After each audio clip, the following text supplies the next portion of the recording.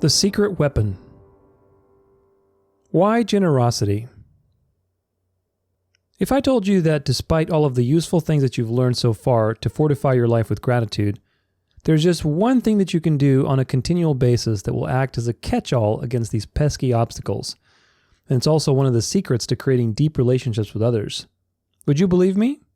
If you do, have you already guessed what it is and why? The answer, of course, is generosity. Now, I know that you already know that because it's the title of this section. But do you know why? Do you know why generosity is such a powerful tool? A, quote, secret weapon, as we've called it here, for creating gratitude in your life. Do you know why it will also be one of the 3 foundational pillars for creating abundant relationships with others?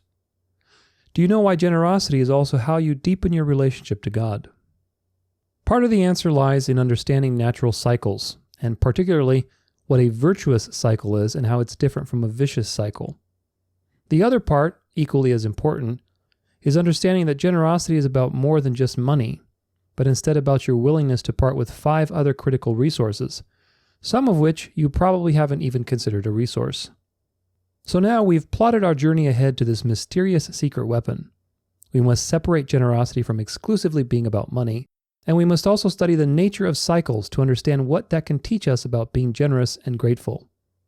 We're going to start then with the latter of the two, because it's important to build a foundational understanding of how generosity and gratitude are related, and why this pair is truly like opposite sides of the same hand. To find our way, we'll take a philosophical trek through some beautiful scenery I call the dance of life. Don't let philosophy scare you away, because it won't be too bad. And remember, like any good hike, the view at the top is totally going to be worth it. The dance of life. So here we find ourselves on a scenic route towards the secret weapon. I picked this route because it's especially beautiful and always a great reminder of the wondrous mystery that we are blessed to be part of with every breath. This is creation. It's the sum total of all the moving parts in equilibrium around you, and it operates based on a series of organized cycles, some of which we can see and measure for ourselves, while others require special equipment. Nevertheless, everything works in cycles. This is part of the fundamental law of change that you've already studied in bits and pieces throughout your journey thus far. Another way to put this is that everything works in accordance with the dance of life. For every push, there is a pull and vice versa, creating the dynamic oscillation of all that is through harmonized rhythmical movement. This is the genius of God, who created up and down, male and female, left and right, day and night. The timing of these things in concert with one another reveals God's brilliance, and studying them is a source of endless wisdom and awe. But now let's illustrate this using a simple example. Consider breathing. To breathe, or rather the experience of breathing and its total function, can't be described by just a breath inward or outward. It must be described in the form of a pair, in accordance with this idea of a dance. A breath is both what goes in and what goes out, inhalation and exhalation all in one. Likewise, a tree is not just what we see, although we commonly think of it that way, but rather a pair of roots and branches that are interwoven seamlessly into one organism. The point is, regardless of what we see and experience, the basic rule is that things work in pairs. And even though one of the members of a particular pair may not be immediately obvious to us, like the roots of a tree, this principle is pretty consistent for all things in creation. With all that said, let's now look somewhere more personal rather than looking out there in creation. How does this important principle factor into the human condition? The answer is that it shows up through the fundamental paradigm that all spirituality is based on: doing and being. What we do shapes who we are, and who we are shapes what we do. In training or education, you may have heard that change can be affected from the outside, by changing one's actions, or it can be changed from the inside, by changing one's attitudes or beliefs. This is the same thing in a less philosophical package. Religion and the gospel can also be expressed through this lens, and understanding the difference will help you see why the gospel is unique in history as a spiritual solution. All religions strive to do in order to be, yet the gospel says that you must be born again in order to do, have new actions, and a new life pleasing to God. But the Bible also tells us that we are wicked and incapable of doing anything in order to create a new way of being, let alone pay for our sins and still live. This is why we needed somebody perfect to do it for us, so that we could be made new and live. In religion, the doer is man, yet in the gospel, the doer is God. In religion, a new way of being can never be attained because man is not sovereign. But in the gospel, a new way of being is guaranteed because God accomplishes all of his purposes. See Romans 8 through 9, Acts 13 verse 48, 2 Timothy 2 verse 25, John 6, Ephesians 1, and Ephesians 2. Religion of any kind, whether it's paganism, occultism, Islam, Judaism, Catholicism, or denominational Protestantism, is a dead end. The true way has no denomination because the true way is a person, not an institution. So doing and being are at the heart of the human condition and what is called ontology, or the study of being. Understanding the relationship between these two fundamental things will help you see how gratitude and generosity are intimately related. But for now, back to our tree example. We don't usually consider a tree to be a moving, dynamic cycle because our tendency is to label things as separate, stationary, or inanimate objects out of convenience. You see a tree standing there and you think, tree, and make a mental picture of it. Yet the reality is that everything is moving, oscillating, and cycling through its various patterns and dances. The tree isn't a picture, it's a movie. If you filmed the tree using a time-lapse camera, you would see that it grows outward. Leaves fall down to the ground, decompose, feed the roots, and that nutrition gets pulled back up and recycled into the tree again. It follows the structure of a toroid, a donut-like energy pattern that is a reflection of God's infinite and self-existent nature. But now, if everything works this way, what about the internal world of your mind and behaviors? The answer is that we can find the same type of pairs and relationships in the things that we can't see. Take the simple relationship between your state of being and its effect on your choices as an example. You've already experienced and studied this through your first exercise when we looked at the impact of momentum on your emotions. Now we'll drive the point home with this lesson. If you're in an angry state, being, then your spectrum of choices, doing, will only be angry. What you do is limited to who you are. So if you choose to be anger, then you can only express the actions available from that state of being. Just like a tree, the roots determine the branches, and if you're clever, you'll see that it works the other way around too. Bananas grow on banana trees, and apples grow on apple trees, because God is consistent and the world he created is harmonious. That is why fruit trees are often used as symbols in the Bible, and why we're told to judge others by their fruit. The actions, doing, someone has can give you a window into what you can't see, which is their character, being. This dualistic dance of life reminds us that two opposites cannot exist in the same space at the same time. What this means is that you cannot be in an angry state and produce joyful actions, or vice versa. The roots of an oak tree are not going to suddenly sprout tomatoes, and in the same way, your state and what you do are totally linked. If you want to do something different, you must change your state. If you want to be someone different, you have to start doing things differently. Faith without works is dead, right? We've all heard the saying, fake it till you make it. And this is specifically what it describes, changing the state by changing the actions. You may not be able to produce joyful actions if you're in an angry state, but start faking it with jumping up and down like you won the lottery and high-fiving people, and pretty soon things will change internally as well. When I used to compete professionally, there were many times that I did not want to go on the floor, either with students or even with my pro partner. It was always the case that I was too tired, too sore, too slow, not feeling it, or whatever other reason. Rarely did I have all of the stars aligned, and even if they were, something else would not go my way. My partner wouldn't be feeling it, or we wouldn't get a good place on the floor in the qualifying rounds, and therefore wouldn't be able to use all that energy to make it to the next round. So, what did these experiences teach me? They taught me that regardless of how you feel, you still have to stand up straight, smile, and perform like you're feeling great. And you know what? Learning to do these things despite not feeling them was an important skill to maintain consistent performance despite life's ups and downs.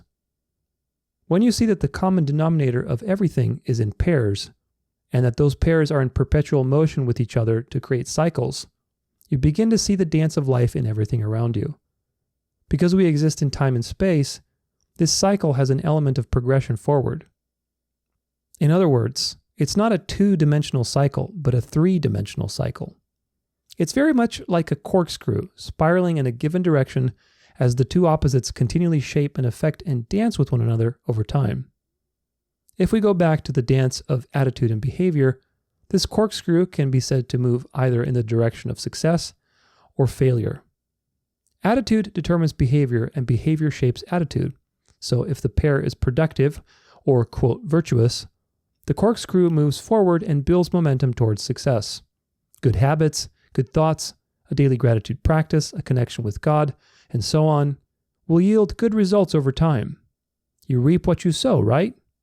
True, but it's important to remember that we also live in a cursed world that is deteriorating rapidly and everything tends toward destruction. If this pair is unproductive or vicious, it will build momentum and move toward a different direction, in this case, failure. This is what I mean by either a vicious or virtuous cycle. Everything propagates through this moving world because everything has momentum. The question is, which direction is that momentum going? Your entire training at the beginning of this journey was to emphasize the importance of stopping this momentum and redirecting it for exactly this reason. Without a God-centered compass, we will drift into vicious cycles because the flesh and the world are evil. But with a calibrated compass, we can use these powerful principles for our benefit and enjoy a life of fulfillment and joy regardless of the things that happen. The virtuous cycle. So how does the corkscrew dance of life apply to gratitude and generosity? Well, just like attitude and behavior, or doing and being, gratitude and generosity are inextricably linked to one another as a pair that creates a cycle. This is what I hope you will glean from this entire chapter. If gratitude is a state of being, then generosity is the corresponding state of doing. When we bear good fruit and do good things, it could be said that overall we are acting generously with our time, money, energy, and other resources that you'll learn about soon. When we feel joyful, at peace, and connected to God, it could be said that overall we are experiencing gratitude. Therefore, the two create a virtuous cycle that reinforces itself in a beautiful way. When you give generously from any of your 6 main resources, or piggy banks as we'll call them, of time, money, energy, trust, information, and control, you are not only rewarding yourself, but also investing in future rewards as well. It is a, quote, double whammy, and it's why generosity is so important for sustaining all of the habits you're learning in this book. Several studies have shown, a few that you'll learn about at the end of this book, that when given the option to buy something for themselves or someone else, people universally felt the benefits of giving to others for much longer than they did when they gave to themselves. This simple information reminds us that giving is the ultimate pleasure and therefore also the ultimate source of appreciation. Combined with another important principle called reciprocity, the practice of generosity is not just useful, but quite frankly necessary for sustaining a grateful mindset and a fulfilling life. Reciprocity is how the world works, because God is perfectly just and everything has its allotted reward. If you do good, then you will be rewarded. If you do evil, you will also be rewarded with justice. God's eyes are on all things, and the world is also programmed to work in a reciprocal way. If you push on a wall, it will push back. If you treat others with kindness, God will send kindness in your direction too. Now, of course, that doesn't mean you can game the system or force God to bless you, because this life is about being conformed to Christ's perfect image through suffering and challenges. But it does mean that, in general, we will live a blessed life by striving to bless others through what we do and who we are. This is the power of generosity and why it works so well as the complement to gratitude, helping you to harness everything that you've learned through action. Remember, if gratitude is the state of being that you're after, then generosity describes the kind of actions you need to take in order to find that state. Vice versa, if you want to be generous, you must start with appreciating what you currently have and tune into the state of being that a generous person would have, which of course is gratefulness. You can't give anything away if you're feeling scarcity, and you can't feel grateful if you're too afraid to be courageous. They go hand in hand, root and branch. You get the idea. With all that said, the final note here is that generosity has less to do with money and more to do with your willingness to risk, sacrifice, and share your resources. It's a factor of courage and vulnerability, the two treasures you found by exploring scarcity and complaining. Generosity is so much more than simply giving money or material resources away. It is the courage to open up, trust that God will work all things for the good, and do the right thing because you want to love someone as you love yourself. These are the kinds of actions you will need to take with the secret weapon. And now that you have learned that generosity is not solely about money, the next important step is to pinpoint exactly what we can be generous with in the first place. And equally as important, to remove the filters you place on generosity so that your actions are unobstructed and productive so that the virtuous cycle can occur. Remember, you can be rich but very stingy, and you can be broke poor but give everything you've got. In the end, out of these two people, you know who has found fulfillment and freedom in their life and who hasn't. Practice generosity, and with it, you will unlock the doors to endless opportunities to experience gratitude. The 6 piggy banks. You have now acquired the secret weapon for masterfully navigating through the swamp and defending your cabin from danger and decay. But a weapon is nothing without skill and training, so we move now into how to use this powerful tool through specific actions. To study the who, what, where, when, and how of generosity is to study its different dimensions, like the edges on a blade. And just like the edges and features of a real blade, all of the dimensions of generosity must be understood and practiced to make use of it fully. By learning to use it well, you will also be able to sharpen it, allowing you the ability to perform service to others in the way that they want to be served, and fulfilling the final part of this journey, which is to create abundant relationships for the rest of your life. In the previous lesson, I mentioned that you have 6 piggy banks of resources to give. Because giving and sharing are how generosity is expressed, we must understand these different resources, how we can give them, and how to avoid stinginess, a close relative of scarcity that is to generosity what rust is to a beautiful blade. So, the 6 piggy banks are money, time, energy, trust, information, and control. We will break them down in the following sections. Money is the first piggy bank, and it's the most well-known when it comes to being generous because we're all raised to consider charity and generosity as primarily a financial endeavor. If you want to be generous, that means you have to give your money to a noble organization or someone who is in need. This is not totally false, but it's also not totally true either. Money, although a simple and effective way to be generous, is just one of the ways, and often it can be less meaningful or impactful than the other resources that you have, like your time or trust. In line with that, the second piggy bank is time. Being generous with your time is a powerful way to give because it's the ultimate equalizer. There's no difference in this piggy bank between you or the richest person in the world. We all get just 24 hours a day. This is why the more successful someone is, the more valuable their time becomes.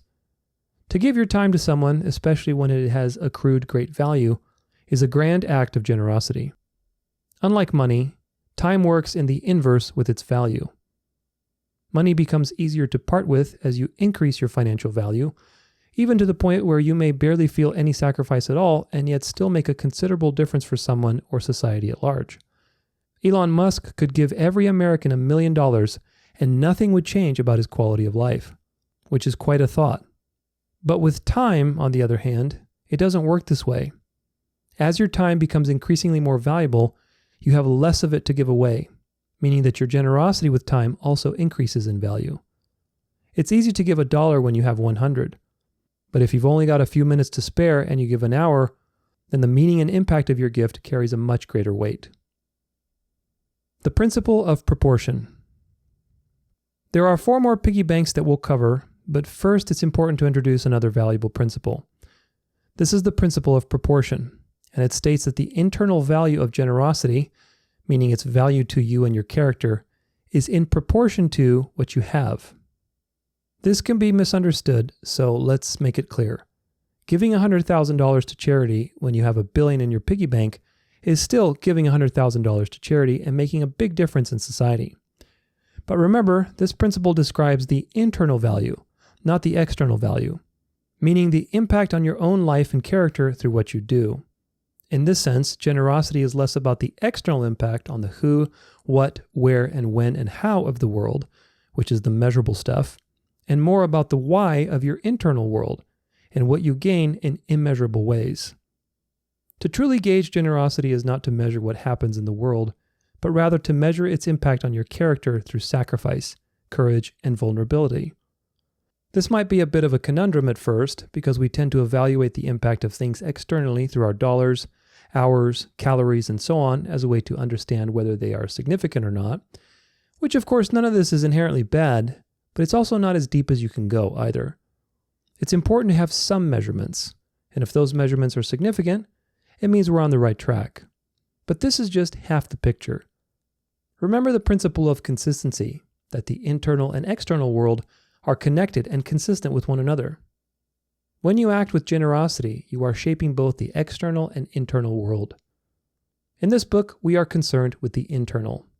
The more you want to shape your internal world of character and beliefs, the more you must proportionately alter the external world in accordance to what you have.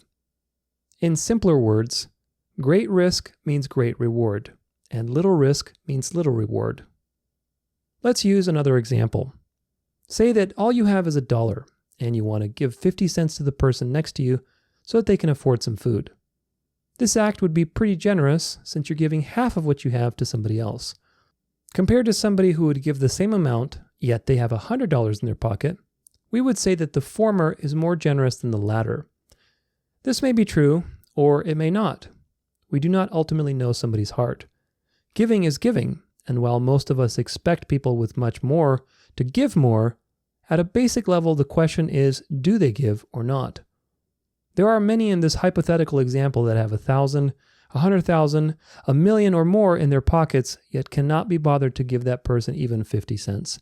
That's the real issue. But let's say there is giving. The impact of generosity on each person's internal world in this example is indeed drastically different because of the principle of proportion. The courage it takes to give half of what you currently have is vastly higher than the courage it takes to give 0.5% of what you have. And this courage accommodates your brain to being uncomfortable so that your attitude can change. Remember that poor flea in the flea jar? Generosity is the antidote to that kind of living, because generosity involves courage and risk. Playing it safe may seem reasonable, and sometimes it is, but playing it safe and being generous cannot exist in the same space together. That's something to think about. But when you act generously, you have to put skin in the game, and that's when generosity begins to offer you its true value. As with any of these habits, it's always a practice, so consistency is important. But the proportion at which you risk what you have for the good of others is the only way that you will continually grow, discover new levels of appreciation, and experience deep and lasting gratitude. The meaningful threshold. There is a threshold, and it's different for everybody, based on what they have in a given piggy bank, as well as their internal tolerance for the uncomfortable. This is what I call the meaningful threshold of when an act of generosity is not just meaningful to the person receiving it, but also to the one giving it. An easy way to experience this is to imagine that you're driving by an intersection where you often see homeless people, and picture one of them looking directly at you. You have the ability to pay them with cash, credit, or check. The method is not a problem. At what amount will you become uncomfortable with the sacrifice? And more importantly, what does that reveal to you about your practice of generosity? This is your meaningful threshold. And the thing to understand is that gratitude and appreciation exists right on the other side. Be mindful though, because at this gate also stands your generosity filter, a guardian of the mind that secretly works for the swamp and continually erodes your practice of generosity with reasons, logic, and justifications. Like a muscle, giving must be flexed or it will atrophy. If you have plenty of money to eat and be well taken care of, and the previous example of generosity made you uncomfortable at just a few dollars, a generosity filter is blocking the way between you and authentic giving. Now, you may say that it's not the money in any amount that makes you uncomfortable, but rather that you know that they're going to use it for drugs or alcohol, and you don't want to add fuel to the burning fire. This is also understandable, and in a lot of cases it's true. But remember that the mind is very clever and well adapted at fooling itself. The generosity filters that we employ to determine whether we take generous action or not are just that, filters. We justify them as reasons, feelings, or facts. Anything, just so we don't have to walk through that uncomfortable gate to the other side and risk something. These filters are always present because they are part of our inherent nature. So, deal with them as you learned back in that section. Important to understand is that these filters are not just for your money either. Money is an easy example because it can be measured, and also because we've all been in that situation one way or another. Yet there are many resources that we exchange with others, and some are not so obvious. This makes them easy soil for stinginess to take root because we haven't brought our awareness to these things working in the background. That's the purpose of this book, to help you see what is difficult to see so that you can make a practice out of living a grateful, generous, God-centered life, which of course is not easy to do. For the rest of the 4 piggy banks, keep in mind that their value to your life exists in the proportion that you choose to share them. The only specific measurement I can offer you of generosity's true value is counted by the degree at which you abandon your filters to cross that meaningful threshold into the uncomfortable realm of courage. The more you can do this consistently and stretch those boundaries in all aspects of your life and with the things that you give, the more you will leverage the virtuous cycle in your favor and enjoy the countless blessings available to you through a generous life. The 6 Piggy Banks, Part 2. Now that you're armed with the principle of proportion, the meaningful threshold, and knowledge of generosity filters, let's continue with the remaining 4 piggy banks and discover their role in shaping your decisions and character as you skillfully master the remaining dimensions of the secret weapon. The 3rd piggy bank you have is energy. Like time, it's limited for everybody, but like money, it can also be replenished. Energy can be your physical energy, your mental energy, or your emotional energy. Sometimes maybe all 3 are required. Do not be stingy with your excitement, your participation, your effort, and your calories when investing your energy for others. Live on the edge of your seat and participate fully with your mind and give 110% to everything that you do. Listen actively and do not shy away from intensity. Too often we reward low-level energy states, conformity, and all sorts of other non-generous behaviors. This is the status quo, and if you ever hope to maintain a habit of gratitude through generosity, you must continually break it through the physical and mental energy that you bring to the table every single day. Next is the piggy bank of trust. This is an interesting resource because it's accumulated slowly, yet lost very quickly. In this sense, it's extremely valuable because it also comes with an inherent cost of another resource, which is time. You can earn a lot of money overnight, but you can't earn a lot of trust in the same amount of time. Trust is also the first of the 3 internal piggy banks, with the previous ones being the external piggy banks. Unlike the piggy banks that can be measured externally, like money, time, and energy, trust is a resource that operates in the nebulous world of relationships, language, meaning, beliefs, agreements, promises, and integrity. It's your social currency, and because of its properties, it holds a much greater value than many of the others. Giving your trust, especially when you have a lot to lose, is one of the greatest acts of courage that you can make. Giving your trust when you have a lot to lose and you have been burned in the past is an act of pure transformation for both you and the receiver of this golden gift. Right after trust lies your 5th piggy bank, which is information. Information is best understood here as wisdom, or the things you've learned through your life experience that are useful to others. If someone asks you for directions, it's pretty easy to be generous with your information. But what if someone asks you something that took you 20 years to learn in your business, and they are in a position to compete with you? What if you aren't in a position to compete, but you're jealous of the person, yet they need your advice? Suddenly, those generosity filters are screaming. Something that cost you your time, money, energy, and trust to learn is very valuable, and in this case, it may be very difficult to give away. Will you spill the beans on every single detail, or will you refrain on some things because they don't deserve it for one reason or another? Another good example of information stinginess is if someone asks you an open-ended question, like, "How was your day?" or if anything is new. How often do we say the bare minimum just to get the conversation over with? "Yeah, I'm good. It was great," and so on. There could be a million new and wonderful things that have happened in your life since that person last saw you, but out of the drudgery of not investing your time or energy into the conversation, you may just say, not much, and move on politely. In this case, you're withholding your information from contributing to their life in one way or another, and you're also withholding your time and energy. Yet by being unaware of the potential impact on both of you, had you been generous, you missed out on a perfectly good opportunity to bring gratitude and joy to each other's life by taking a moment to share. Remember this famous quote by Les Brown: "The graveyard is the richest place on earth, because it is here that you will find all the hopes and dreams that were never fulfilled, the books that were never written, the songs that were never sung, the inventions that were never shared, the cures that will never be discovered, all because someone was too afraid to take that first step, keep with the problem, or determined to carry out their dream." It's an interesting idea that we can be stingy with our information, but it does happen quite a bit. Most often it happens in a way that you wouldn't think.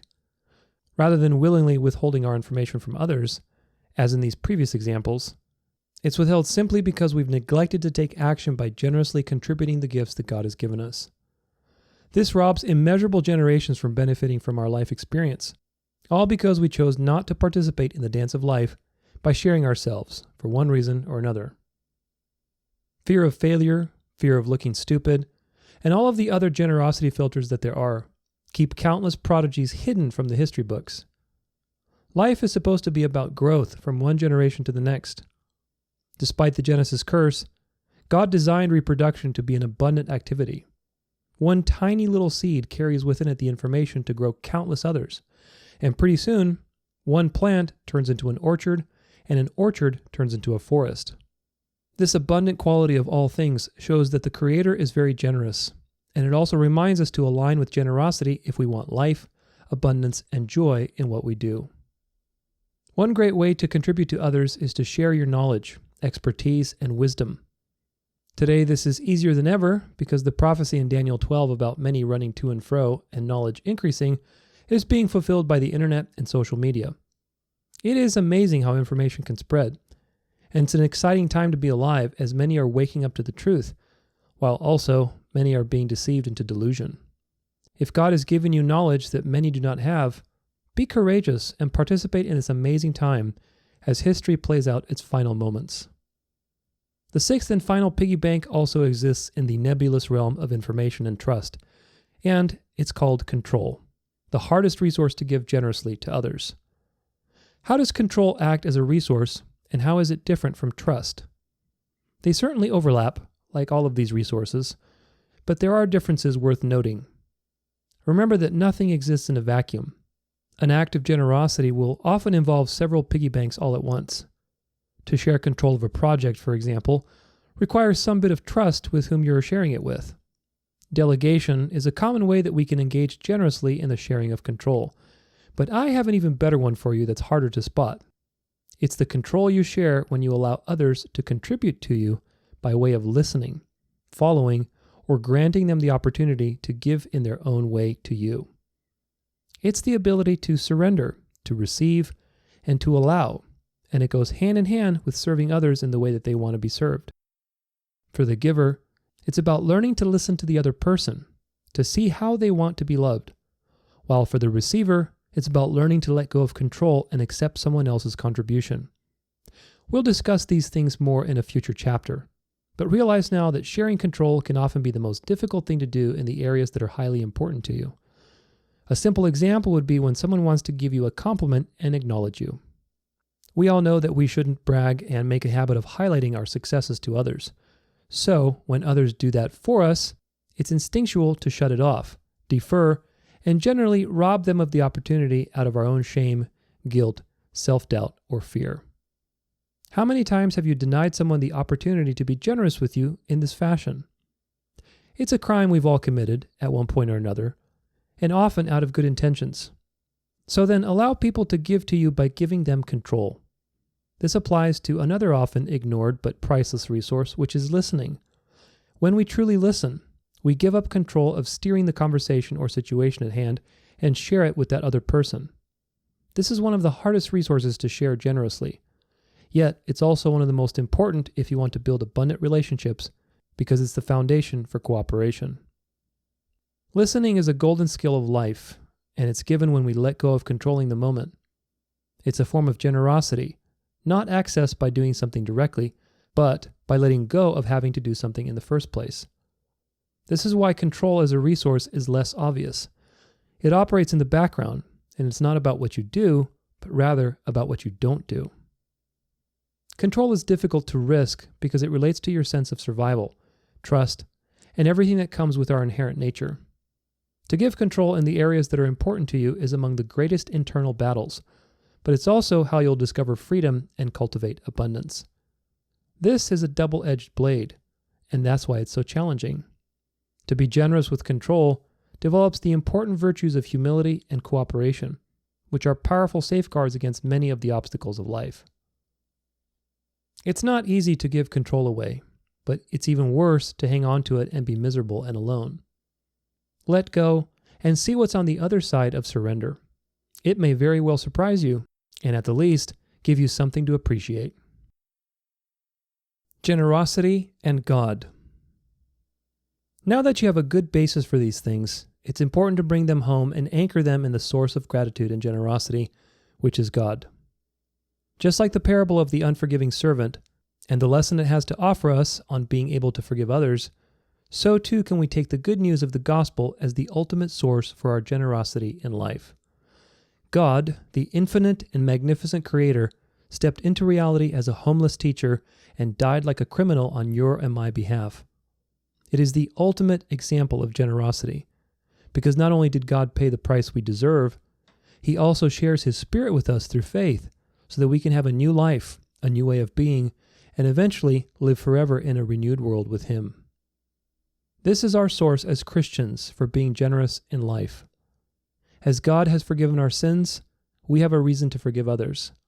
As God has given us everything, which is Himself, we have a reason to give others everything too. Jesus says that there's no greater love than a man dying for his friends. That's John 15, verse 13. And that is exactly the love shown by God on the cross of Calvary.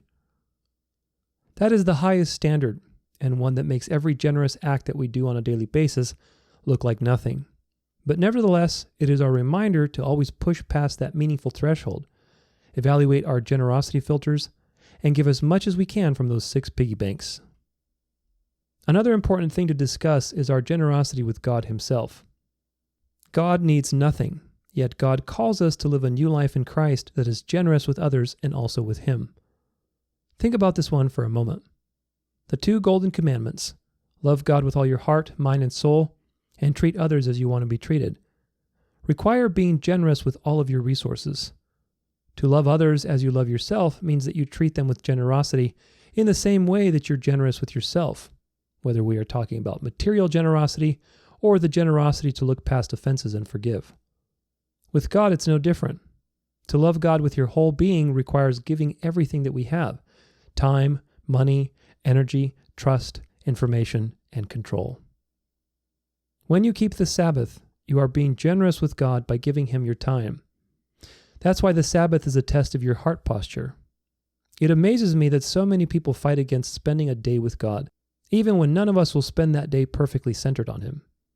Money is something that God doesn't need, but giving money to worthy causes and those who are needy honors God, because He's the one who blessed you with the money in the first place. Energy is another resource that we must give to God through participation in what we do, whether that is having fellowship, reading scripture, participating in worship, or even how we do our work.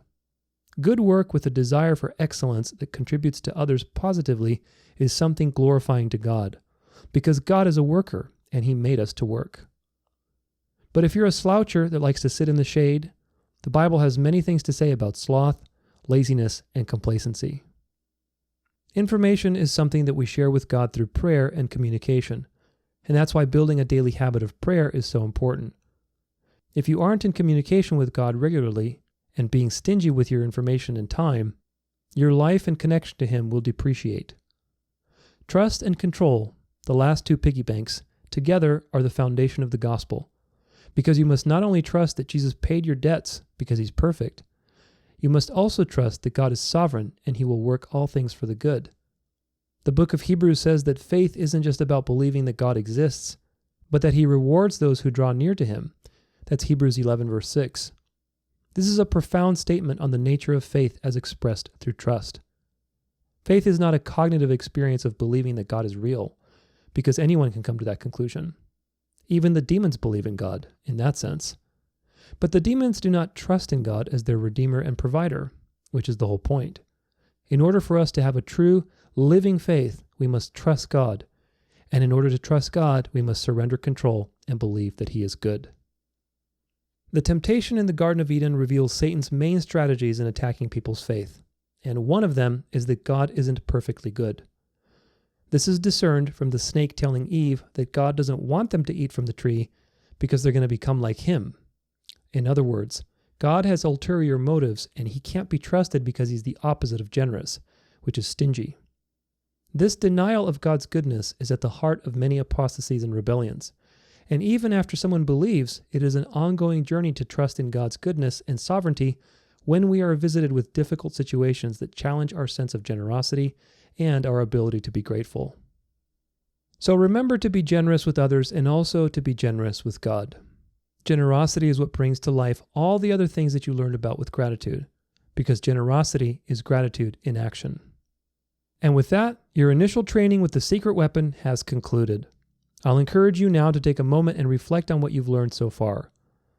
In what areas of your life do you find yourself to be generous, and where are your generosity filters most active? Which piggy banks do you break easily for people, and which are you reluctant to even touch? In your accompanying workbook, you'll find a series of helpful guided exercises to get your mind jogging on these important life lessons. Remember, too, that these piggy banks are a continual area of mastery, and now that you have discovered them, your journey ahead will reward you with a rich practice as you continually work to openly share them with others. Enjoy the process, and remember that greatness lies just on the other side of the uncomfortable. Setting camp. We are rapidly approaching the end of your journey, and I'd like to take a bit of time to enumerate your victories. Very early on, you discovered the principle of consistency in nature's laws, which means that the body and mind are affected by the same rules. After performing a simple leaning exercise, you realize that they are also inextricably linked to one another through momentum. Just as the body can fall off balance, so can the mind. To stop momentum, you have to return to a state of stillness and move forward into gratitude. Just as you can't lean forward and backward at the same time, you also can't be in a negative momentum state and in a grateful state at the same time. And just like changing gears with your car requires you to go through neutral, changing from one state to another requires you to dissolve the momentum into stillness and redirect. While this all sounds simple, the truth is that only by receiving a new heart from Jesus Christ can you make a different choice and fight the momentum of your flesh, the world, and the enemy. When we believe in Jesus and trust in him, we calibrate our compass to true north and can begin walking the path. Yet on either side of this narrow road lies the swamp, and it's never too far away. In here you found the major obstacles of life and their various types and tendencies.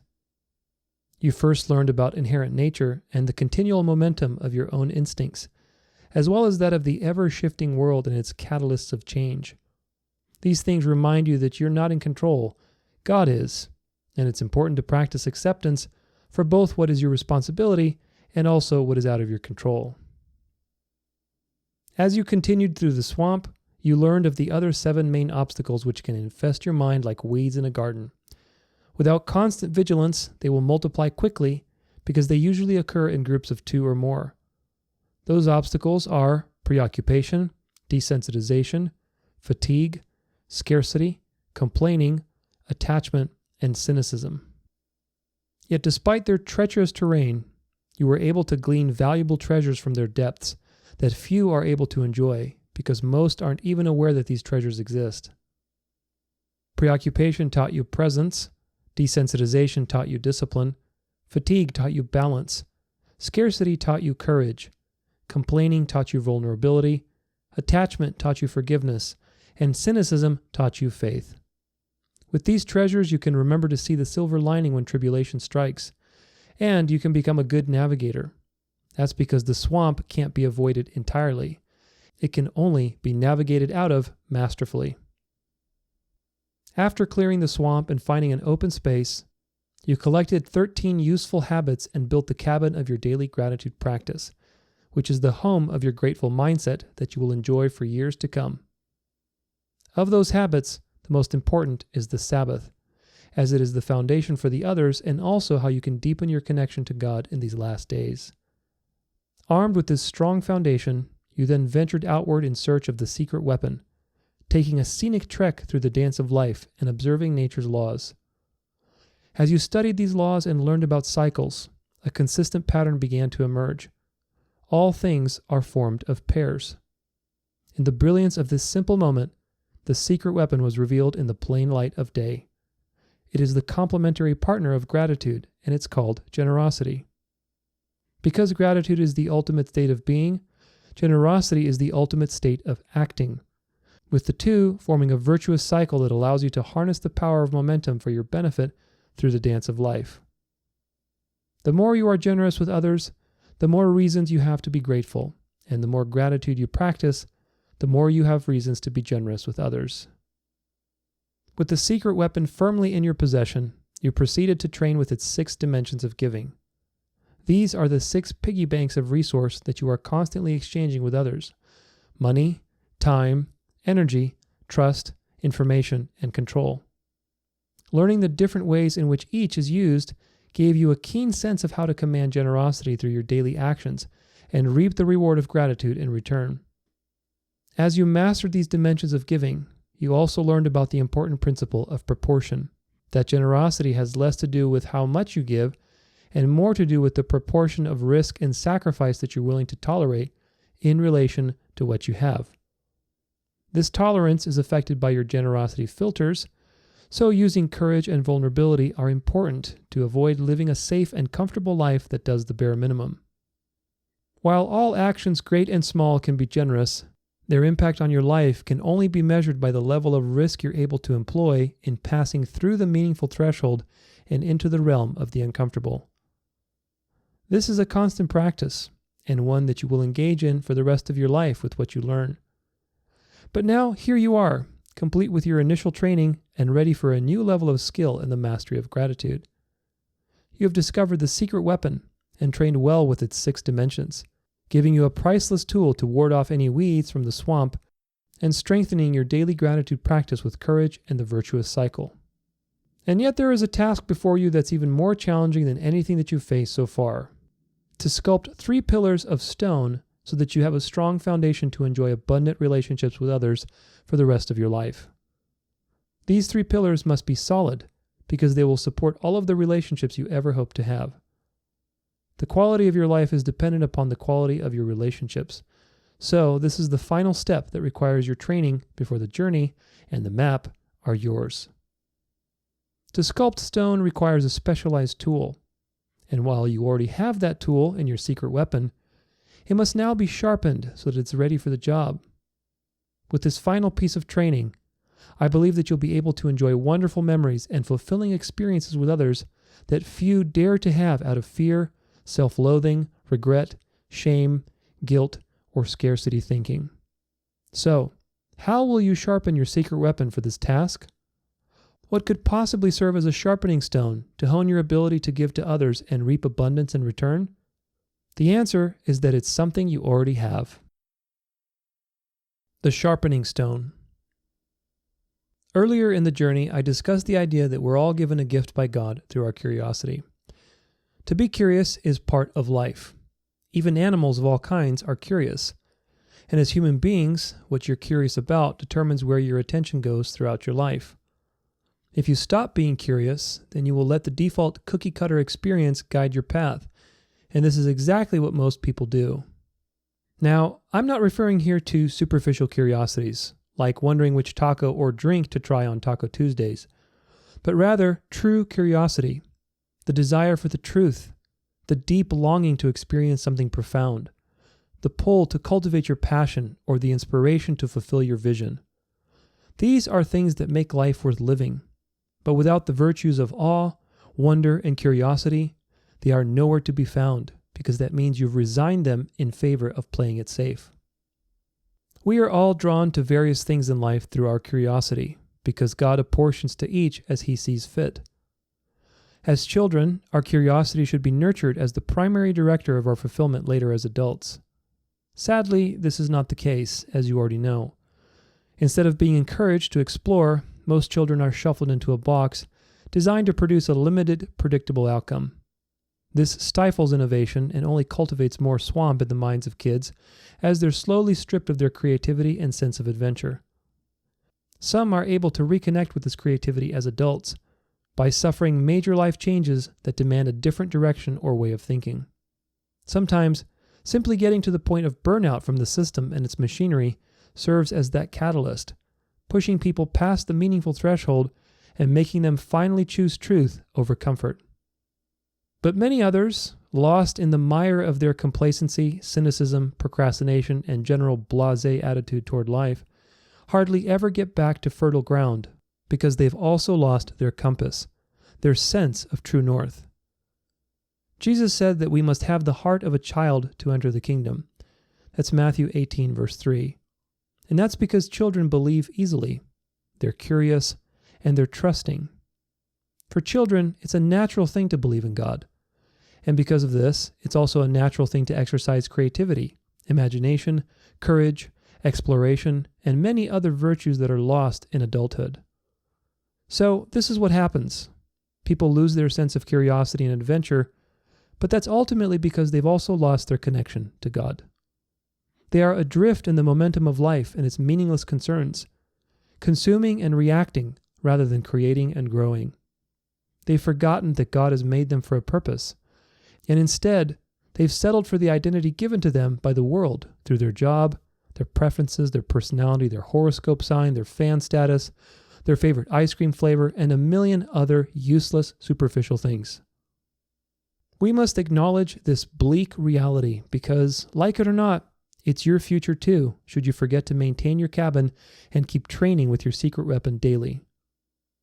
As much as we have stressed the importance of things like gratitude, generosity, stillness, and the many other tools outlined in this book, know that curiosity is chief among them in your pursuit of a happy, fulfilled, and God-centered life.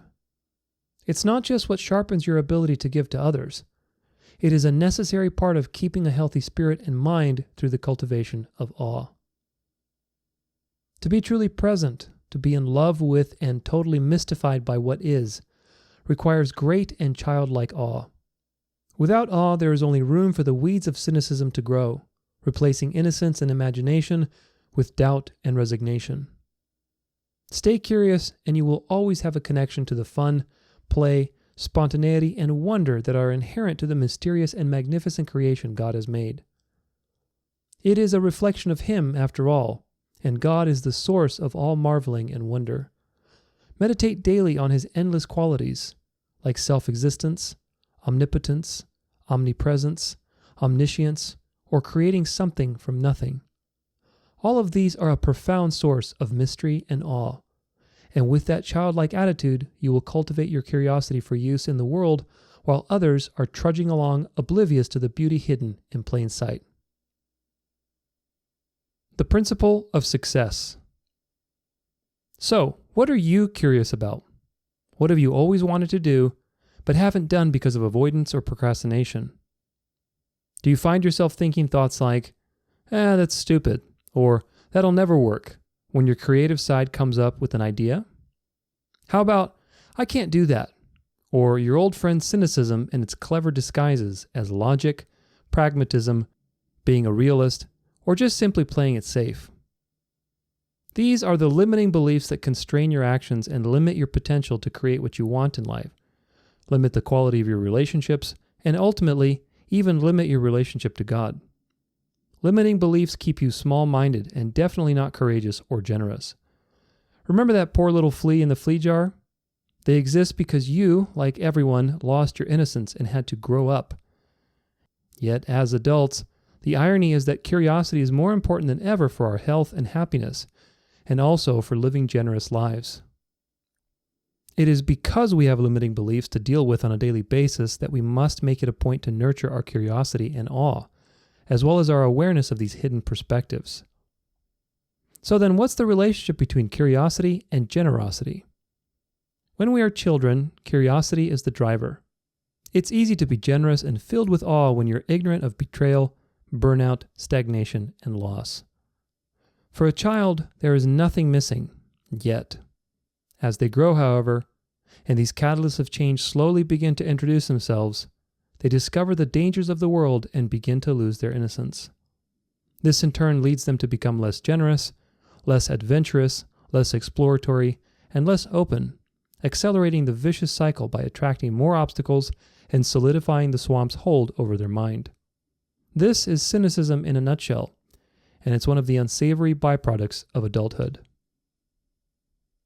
It's important to remember that we are all born with a particular life path and its associated gifts, determined by God. I like to think of it like a key. When you go get a new key cut, you take a template and the machine etches in various ups and downs that are specific to the pins in your lock. This is a great visual to remember that God works all things for the good, and that He has made each and every person for a purpose, even the wicked for the day of trouble. See Proverbs 16, verse 4. But now back to our key metaphor.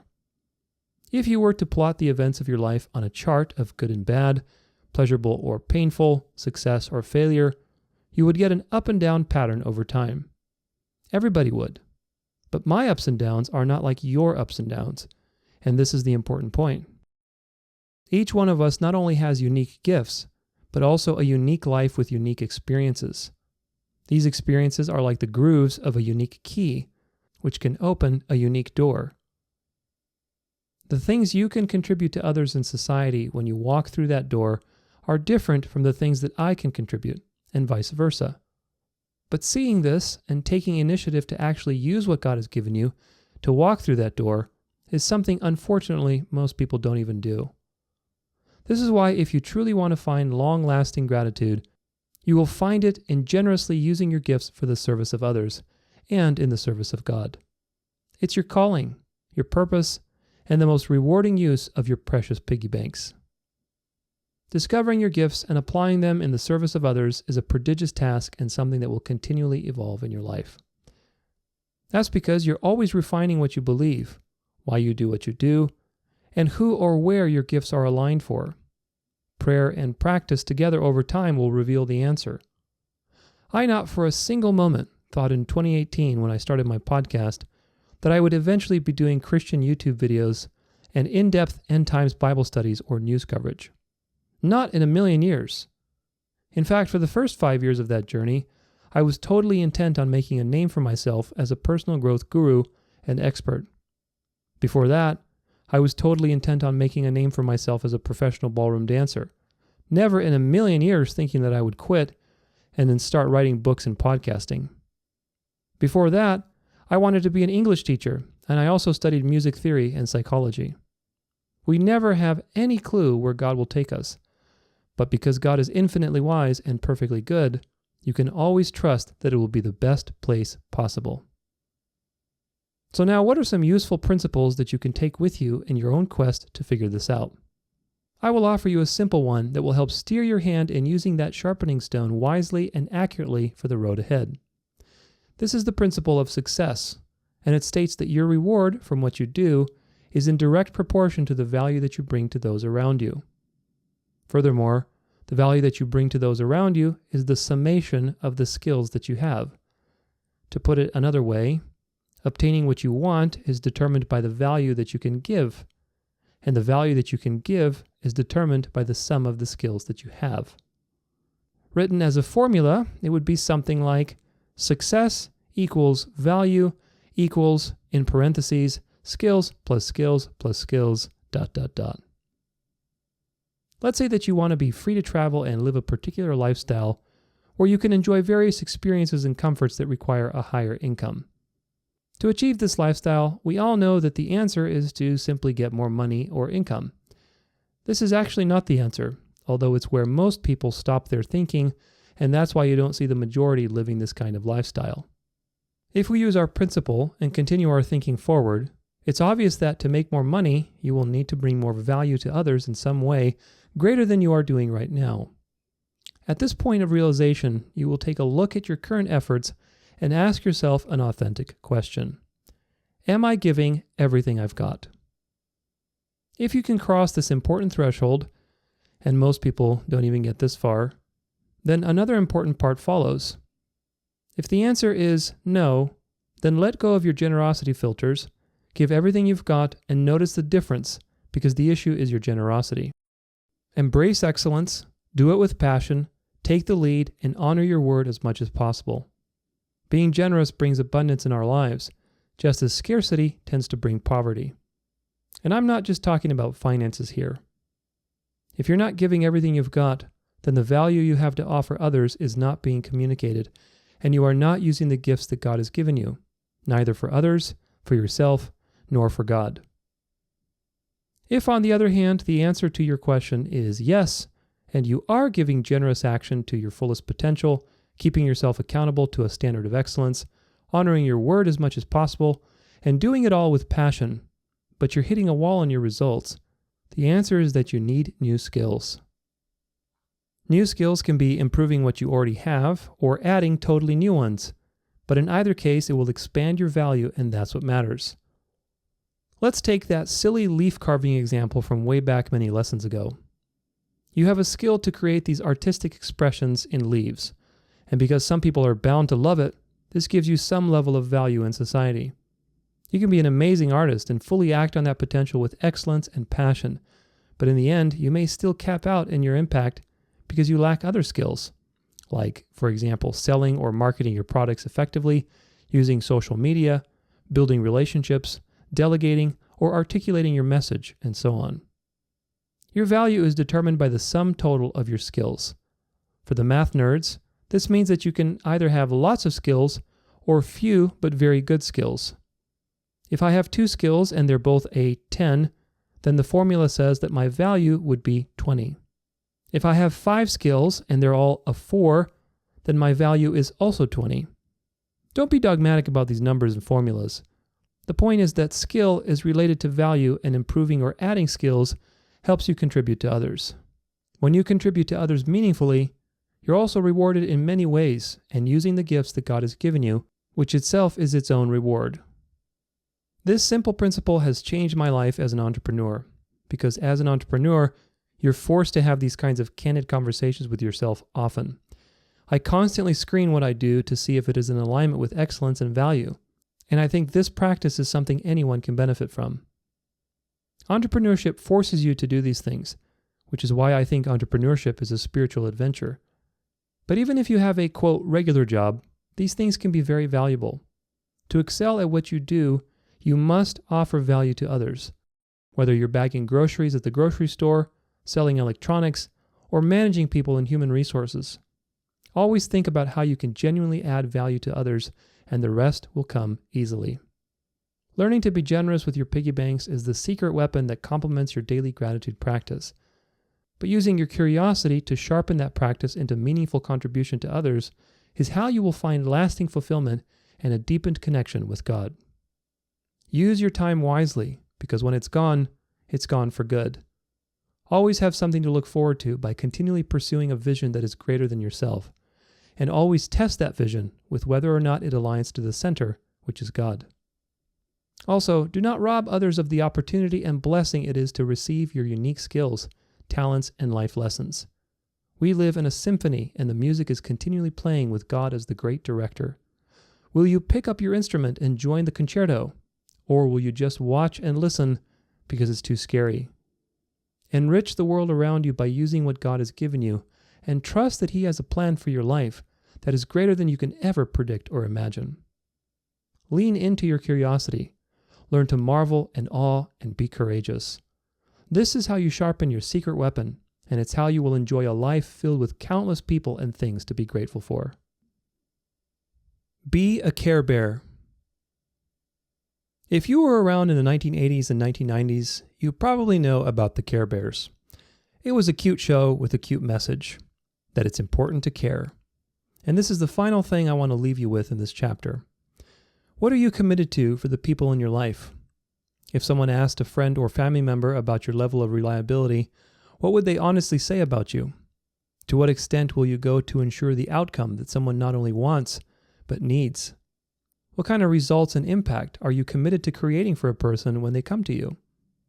These are all tough questions you'll have to ask yourself at one point or another, whether they are in the frame of your business, your career, or your relationships. Any part of your life that you want to grow will require this authentic kind of self-scrutiny if a meaningful change is to occur. You will have to ask yourself how much you truly care.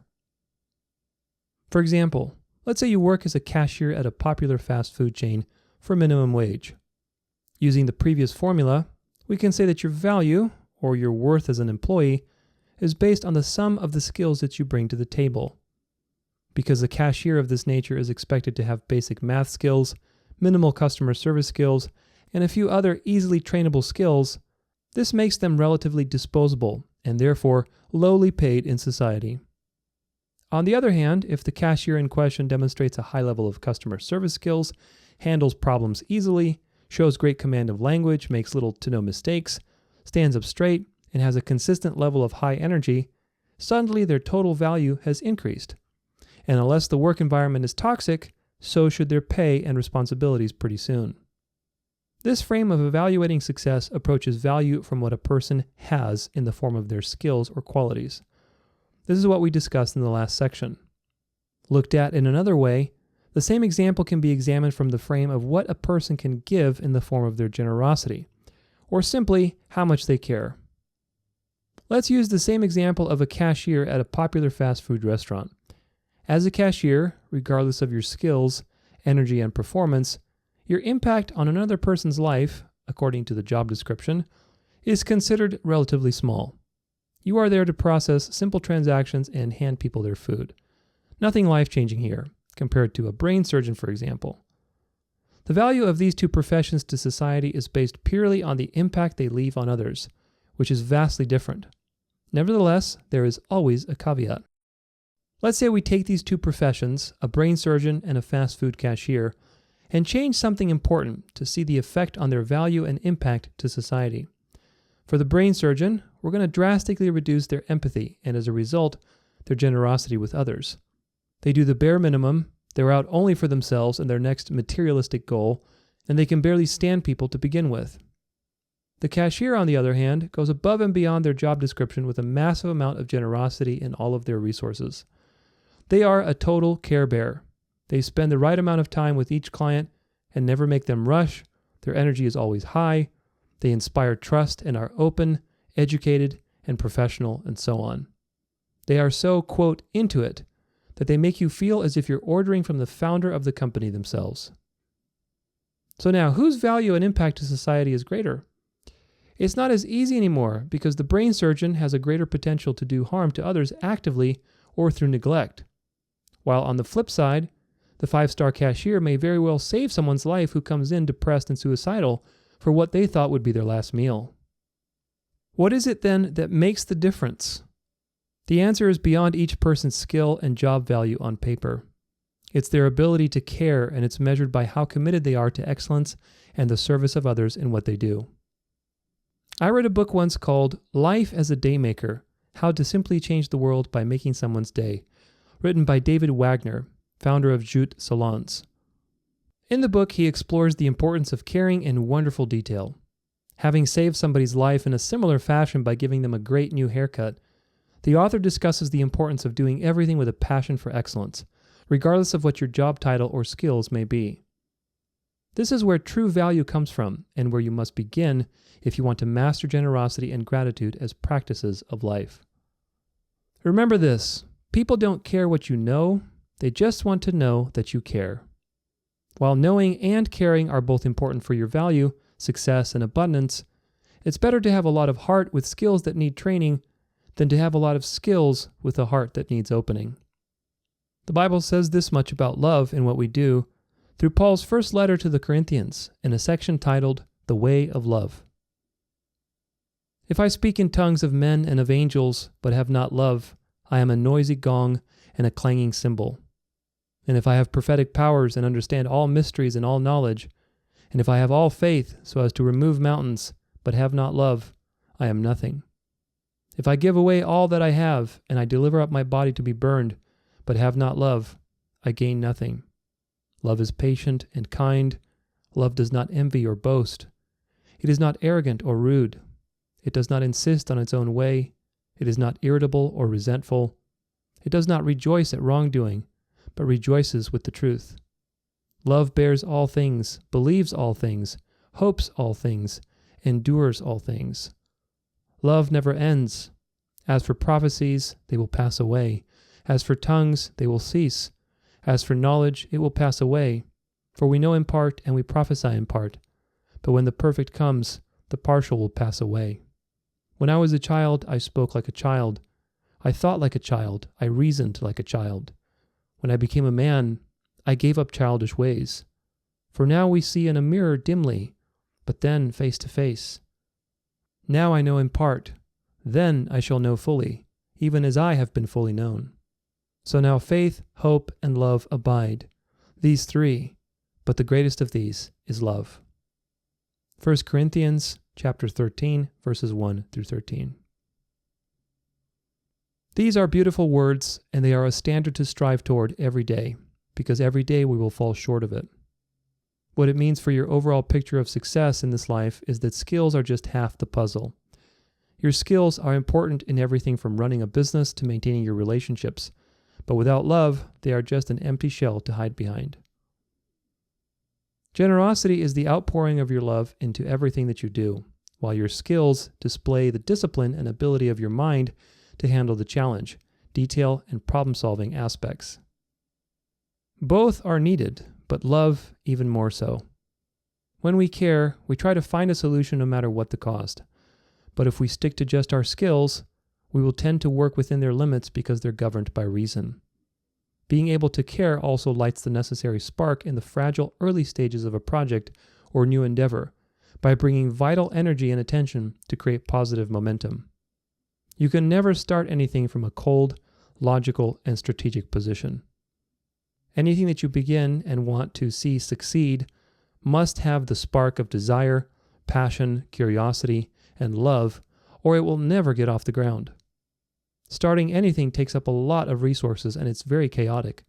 So if you don't truly care about it, then it's better not to begin, because the swamp will attack you as soon as you start.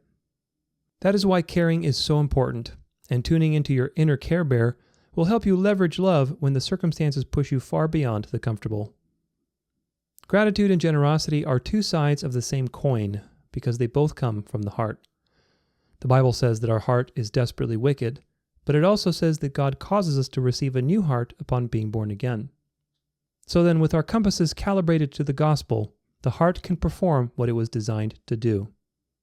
Gratitude is the experience of your heart filling up, while generosity is the experience of your heart pouring out. Your heart is a container, a vessel, and it's designed to fill up and pour out constantly in a beautiful virtuous cycle that loves others the way you love yourself and loves God with everything that you've got. All of the obstacles and generosity filters that you learned about are just fancy words for issues of the heart. Biblically speaking, the heart is your entire being, your soul, not just some arbitrary emotional center of the body. So this is what I mean when I use the word heart. When your heart is free and open, because you trust in God and remember that He is the basis for your gratitude and generosity, it can do what it was designed to do. So then this is the only real thing to work on. Trust in God and remember that forgiveness through Christ is the basis for your gratitude and generosity with others. Remember that you have been given everything, and as a result, you can give everything to others too. Care when you speak, care when you listen, care when you do and serve, care when you learn, care when you clean the toilet, care when you eat your food or you brush your teeth. Learn to care and live a life of godly excellence. Do this and you will have found the only destination that this map and journey have been guiding you toward this entire time. When it came to working with my dance students, the few weeks before a big show or competition were always my favorite. Why? Because we could throw technique on the back burner and actually work on the fun stuff. Emotion, story, expression, passion, and heart. While I will always be a technician who never settles for less than excellence, I also reminded them during these final preparatory weeks that their skills will always continually improve for the rest of their lives. Their big day wasn't about perfect execution. It was about whether or not they were fully in the game. It was about how much they cared. When it comes to how things are done, the details are limitless and their mastery is never ending. Skills will continually evolve because they are related to the external world. As you already know, the external world is ruled by constant change. Skills must keep pace with these changes through improvement, education, or at the very least repetition to manage depreciation. You may be the top archer in town, but if you take a break for 10 years, new ways of doing things will certainly develop in that time. Not to mention that your body's coordination, strength, and agility has also suffered at the hands of change without constant repetition to keep its form. This is why your skills will always be a continual area of work, a continual practice. Caring, on the other hand, is like a light switch. It's either on or off. You either care or you don't. And unlike skills, it's something inherent to everyone from the beginning. We are all born with the ability to care. The problem is that most people end up caring about the wrong things as adults. So then the issue is less about doing something, like it is with skills, and more about learning to let go of what's in the way so that you can care. If you want to be successful, abundant, and have plenty of things to be grateful for, then always seek to improve yourself and add value through what you can do for others. Leverage all of those actions with love and genuine care, and anchor all things in the source of that love, which is God.